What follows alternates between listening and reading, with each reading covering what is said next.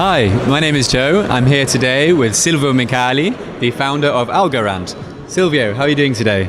I'm doing great, Joe. How about you? Yeah, very well, thank you. How's your conference going? I presume you've been to Paris many times. I've been in Paris many times, and it's a special conference and lots of energy, and I'm very delighted to see how many people participate and care about blockchain. It's a pleasure to see. Fantastic, of course. And Algorand, is the blockchain that's known to solve the trilema.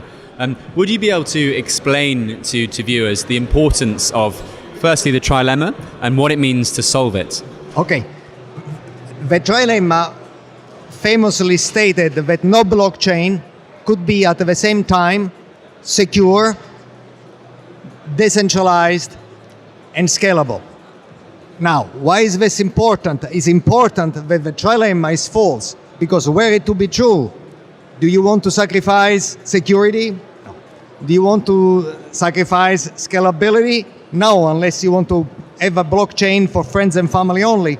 Or do you want to sacrifice decentralization? If you want to sacrifice decentralization, why to have a blockchain at all? So I think that it's very important to solve it.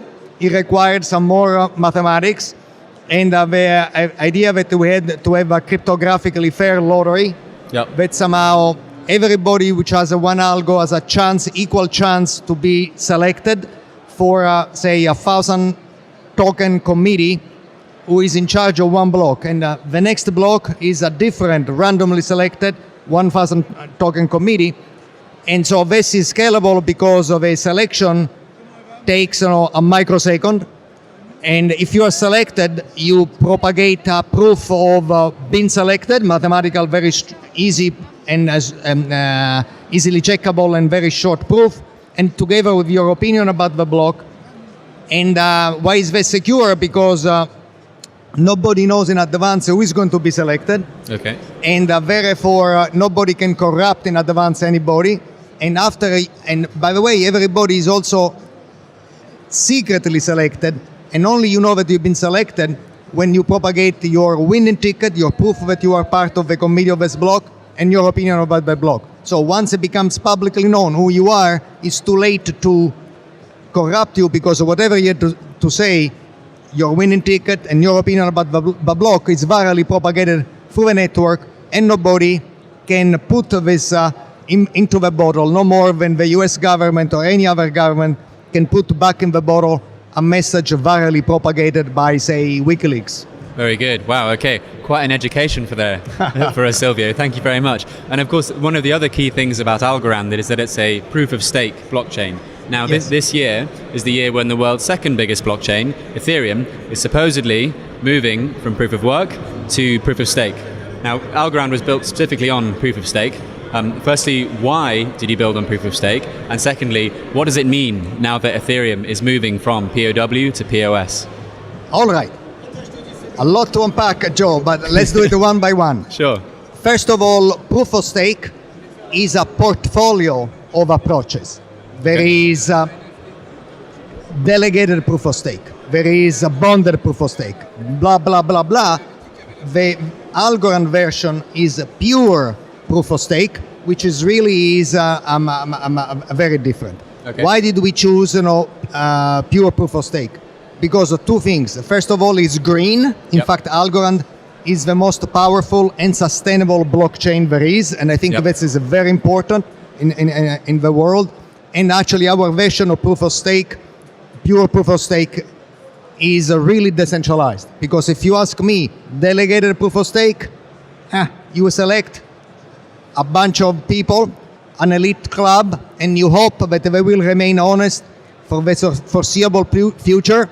I don't want to put, the chances of having an ecosystem as important and as big as a blockchain to be in the hands, of the chosen few. Frankly, delegated proof of stake is not good. But the particular brand of pure proof of stake is point one of your question. Very point good. Two of your question, you say this is the year that it's very logical. So you said this is the year that Ethereum should launch it. I thought it was last year. Actually, if I think better, it was the year before that. Actually, it was the year before that. Let's keep this polite, No, it's very polite, but it's very factual. And by the way, We don't know what version this is going to be of proof of stake. But let's remember that Buterin, who made the trilema, says security, decentralization, and scalability cannot live together. Currently, perhaps it's fair to say that somehow scalability has been sacrificed in favor of security. What is going to be sacrificed later, I don't know. But certainly, no, if they want to use Algorand protocol, then they can have it all free without problem. So it's hard for me to comment what they're going to do. Yeah, okay. No, it's really interesting. I mean, what would you say is the sentiment or the overall feeling among Algorand and other proof-of-stake blockchains with regards to Ethereum's shift over? Is it something that you're concerned about, or is it just another day? I'll tell you, competition is always good, okay? Competition's always good. If you don't like competition, don't get into a blockchain, because I really believe in democratization and meritocracy. I really, that is what is going to enable us, the best of us, to win. The world does not need 6,000 blockchains, but it's not going to be a winner takes it all. Yep. There is room to collaborate in competition with a few blockchain. And by the way, when things becomes a monopoly, is never good for the world. So we welcome competition, makes us better, and hopefully will make our competitors better too by pushing them to improve themselves all the time. Fantastic. So you mentioned a keyword there, collaboration. We're here today at Paris Blockchain Week, and Algorand is one of the key partners. What does it mean for Algorand to have these, to be in such a place as the former stock exchange, to be in communication with institutional partners? What is the importance of this collaboration now with institutions? Well, I believe that institutions the world over, and national institutions, not only big financial institutions, will benefit tremendously for coming on the blockchain, on the public blockchain. Let's remember, people were afraid of the internet, which was public, and says, who maintains it? Everybody uses it. So I think that the institution, we are ready for institution on Algorand. We have the scale, and by the way, we have the technology. We never fail to produce a block. We never outage. And think we are green. We produce block after block after block every 4.4 seconds. We are ready, and we welcome our institution to bring in.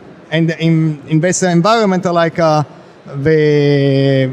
stock exchange, I think we welcome regulation too, by the way. I think, good regulations make a better market, but the important thing is for regulation to be good and not just a premature or wrong. This can actually create damage. But fantastic, yeah. I mean, what would you say are the common pain points or the hurdles that you come across in conversation with these institutions? Is there something that keeps coming up that you're like, why don't they understand this yet? Or why is it they keep getting stuck on this point? Well, it is, look, big institutions are by definition have a lot of inertia. Yep. And so that is, in my opinion, is not that they don't understand, but they do understand, but they think they take more time to bring over the entire institution. Institutions don't want to break into whoever goes on the blockchain, who doesn't. They would like to move together. This will take a bit of time. But I think that they understand now that is a much more secure way to transact. Yep. You can actually, we are geared in Algorand to have all the technology to be compliant with good regulations when they come.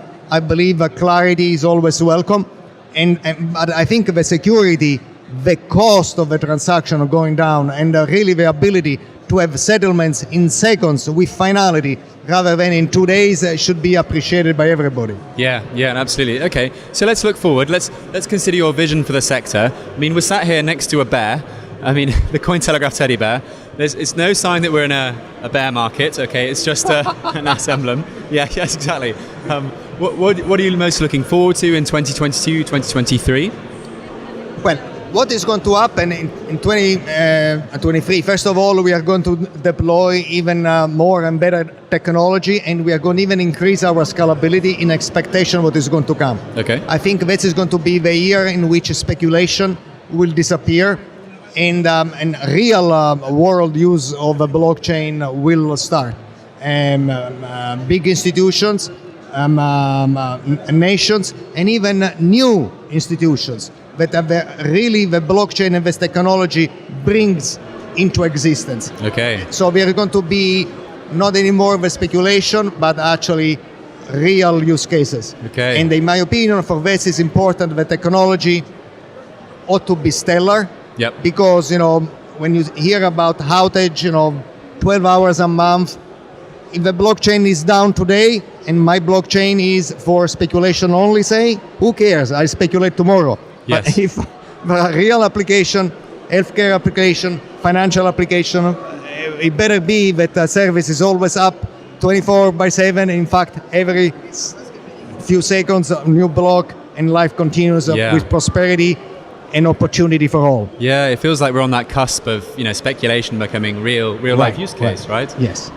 You mentioned institutions there, nations. Is Yes. there anything that you'd like to let slip today? No, not sleep. No? I'm a cryptographer. Okay. Okay, very good. Fantastic. But I love the future. Okay, very good. I mean, is there anything that gets you really excited in this space? If we take an even longer term, 10 years out from now, is there something that you're really excited to see come to fruition?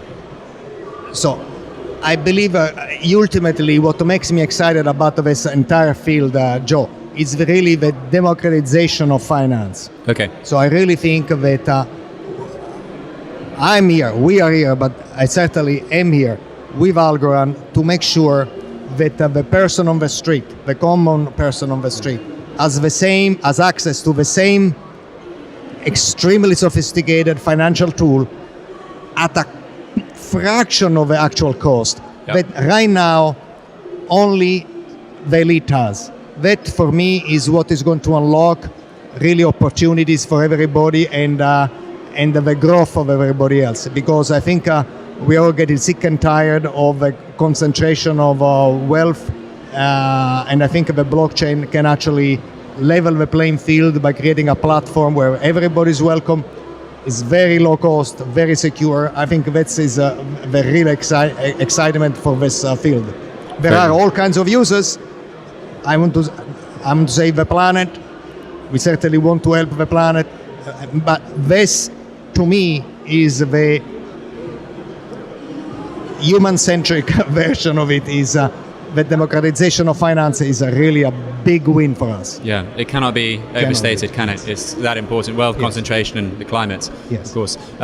Is there anything else you'd like to comment today, or I'd like to shine a light on? Happy blockchain to everyone. We are working for you very hard, and we are making a better world. Join us. Fantastic. Great note to finish on. Thank you so much, Silvio, Thank you, Joe. and enjoy the rest of the conference. Cheers.